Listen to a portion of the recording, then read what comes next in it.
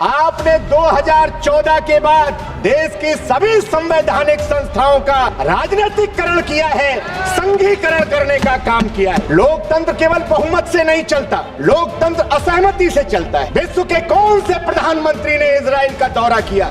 आसन की मर्यादा तार तार करने पर आमादा है, खुद आसन पर बैठ करके लंबा लंबा भाषण देते हैं। आज उस दिन की वीडियो फुटेज निकालिए जो सदन के हाईजैकर हैं, सदन के माफिया। जब लाल टोपी देखते हैं तो उनके सीने पर सांप लौट जाता है। उत्तर प्रदेश में सांसदों विधायकों की गरिमा को अफसरशाही के हाथों में गिरवी रखने का काम कर दिया। मैं बोलता हूं तो इल्जाम है बगावत का, मैं चुप रहूं तो बड़ी बेबसी सी होती है।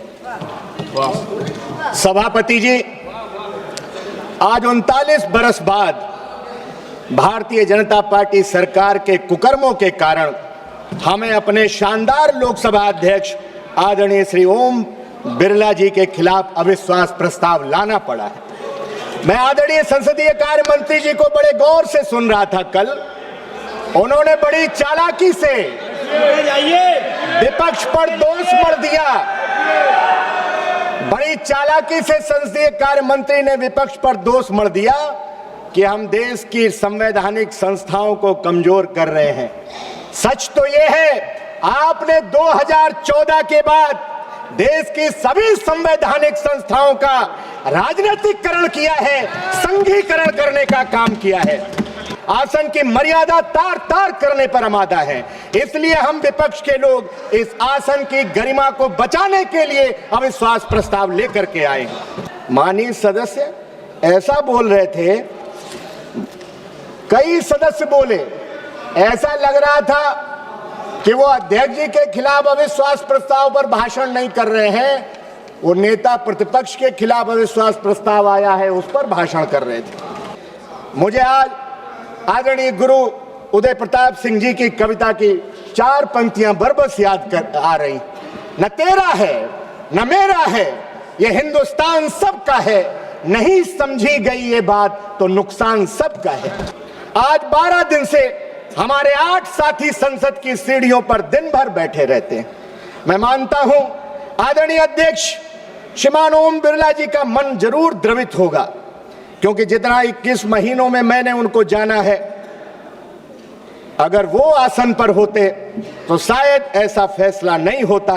ये बीजेपी सरकार ने आसन से जबरदस्ती फैसला कराने का काम किया है। सभापति जी, अगर कुछ असंसदीय लगे तो आप आसन से शब्द बदल सकते हैं। ओम बिरला जी अच्छा है तो आसन भी अच्छा ही है।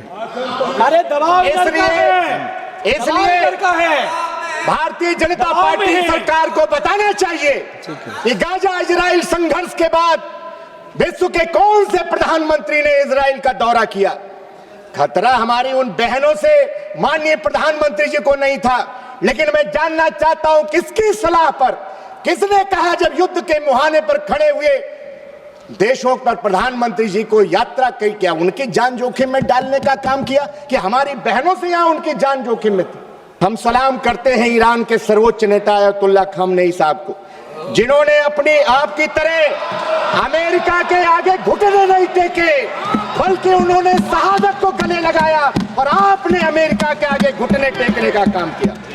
आदरणीय सभापति जी, जिस दिन घटनाक्रम ये हुआ है जिसकी वजह से कांग्रेस पार्टी की अगुवाई में पूरे विपक्ष को अविश्वास प्रस्ताव लाना पड़ा, उस दिन आसन पर ज्यादातर समय सभापति ही विराजमान रहे। आप उस दिन की वीडियो फुटेज निकालिए। सत्ता पक्ष के एक माननीय सदस्य जो सदन के हाईजैकर हैं, सदन के माफिया हैं, खड़े हो गए। सब वर्ड जो है उसको हटा दीजिए। खड़े हो गए। सभापति ने सभापति जी ने उनका नाम भी नहीं पुकारा, माइक ऑन हो गया। आप निकालिए वीडियो फुटेज और लगे न जाने कौन कौन सी किताबें दिखाने और उनका संदर्भ देने। हम लोगों ने पीठ से आपत्ति की, तब जाकर उनका नाम पुकारा गया बीच में। माननीय अध्यक्ष जी माननीय अध्यक्ष जी पहले ही व्यवस्था दे चुके हैं। एक मिनट कि माइक का माननीय रविशंकर प्रसाद जी, क्या माफिया उन्होंने कहा, बोल लिया है, इसी के लिए माफिया सब लौटवाइए। हटा प्लीज कौन? हाउस के हाईजैकर हैं, हाईजैकर हैं, हाईजैकर हैं, हाईजैकर हैं। बिना अनुमति के माई कौन होता है? और जो मन में आता है उस सदन में कहते हैं। ये चीज बर्दाश्त योग्य नहीं है, बर्दाश्त योग्य नहीं है। किसी के भी बारे में कोई टिप्पणी करेंगे, बर्दाश्त नहीं करेंगे सर। आपके अलाउ किया क्या मैंने? यू आर नॉट अलाउड बोल रहा है। आप उस दिन की, यू आर नॉट अलाउड, आप बोलिए। सभापति जी आप उस दिन की वीडियो फुटेज निकालिए। भाषण आधा मिनट हो गया, 1 मिनट हो गया, हम लोग चिल्लाए कि सभापति जी आपने तो नाम ही नहीं माननीय सदस्य का पुकारा है। उसके बाद उन्होंने बीच में नाम लिया कि माननीय सदस्य का। और अध्यक्ष जी पहले व्यवस्था दे चुके हैं कि माइक का कंट्रोल उनके हाथ में नहीं है। हम इस व्यवस्था के खिलाफ अविश्वास प्रस्ताव लेकर के आए कि माननीय अध्यक्ष जी के हाथ में कंट्रोल दीजिए।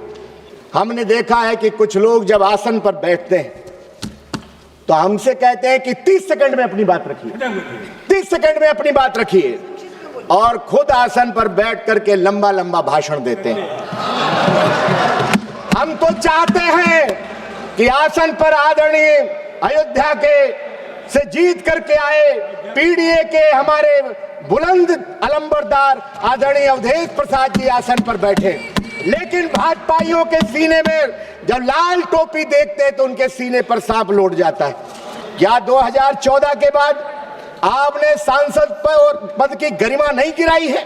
आपने पूरे देश में और खासकर उत्तर प्रदेश में सांसदों विधायकों की गरिमा को अफसरशाही के हाथों में गिरवी रखने का काम कर दिया है।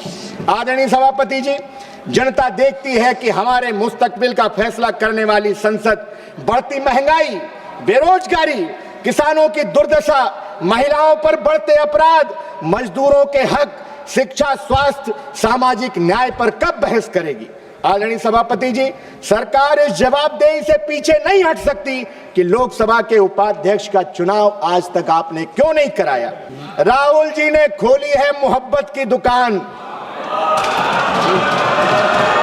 आगे सुन लीजिए, फिर वाह वाह करिएगा, आगे की लाइनें पर भी वाह वाह करिएगा।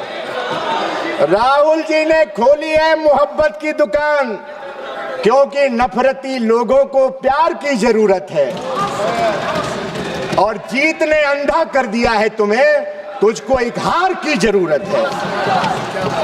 अंत में मैं स्वस्थ लोकतंत्र की स्थापना, संवैधानिक मूल्यों की रक्षा के लिए, संसद की गरिमा बनाए रखने के लिए हम चाहते हैं इस सदन की कार्यवाही ऐसी हो जिस पर हर एक सांसद और देश की जनता को गर्व महसूस हो।